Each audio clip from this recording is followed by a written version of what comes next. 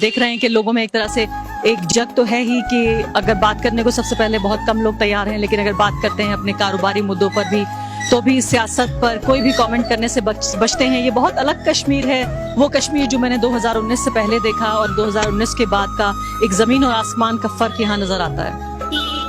जी हालात बताएं कैसे हैं आजकल? नहीं वो क्या रह गया अब, हम बस दिन काट रहे हैं यहाँ, और कुछ नहीं। ऐसा क्यों कह रहे हैं? अल्लाह मालिक है बस हालात ही ऐसे हैं। कोई बोलता है तो शाम को पता नहीं वो उठा के ले जाते हैं यहाँ, बस चल रहा है, ठीक है। अल्लाह मालिक है। शुक्रिया।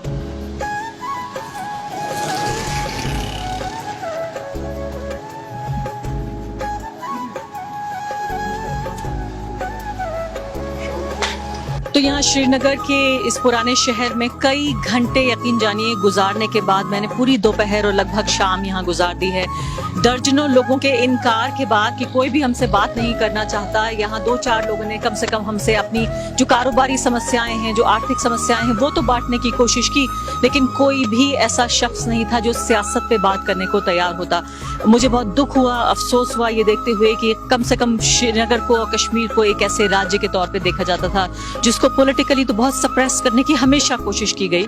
और आर्टिकल 370 के बाद तो मैं कहूंगी कि जो एक भारतीय नागरिक की, कश्मीरी नागरिक की जो गरिमा थी उसको ही कुचल दिया गया।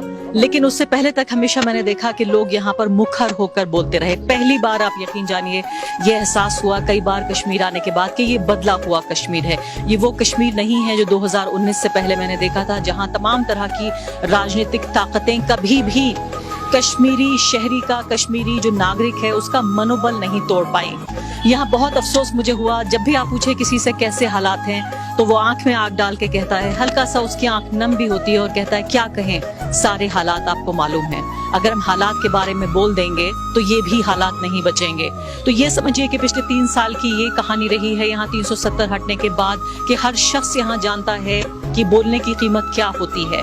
जो एक आज़ादी भारत के संविधान के तहत तमाम तरह की परेशानियों के बावजूद, आर्थिक, सामाजिक, मैंने कहा कि कभी भी ऐसा नहीं हुआ कि कश्मीर में समस्याएं ना रही हों। कश्मीर समस्याओं का गढ़ रहा है, लेकिन फिर भी कम से कम इतनी आज़ादी और इतनी हिम्मत एक कश्मीरी नागरिक में हुआ करती थी कि वो सीना ठोक के अपनी परेशानियों को कहा करता था, उसका इजहार किया करता था।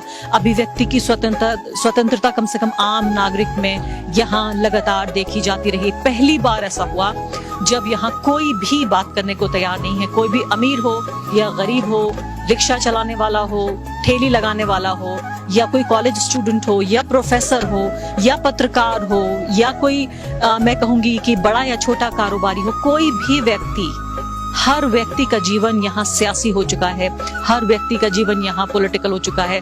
मैं उम्मीद करती हूँ कि ऊंचे पायदानों पर बैठे हुए वो सियासतदान जो कश्मीर के लिए बड़े बड़े फैसले कर दिए, जिन्होंने बिना कश्मीरियों को अपने साथ रखे हुए, बिना कश्मीरियों से बातचीत किए हुए, मशवरा किए हुए, इस नए कश्मीर को देखकर उनका दिल कम से कम थोड़ा जरूर दुखेगा कि क्या वो यही चाहते थे कश्मीर के लिए।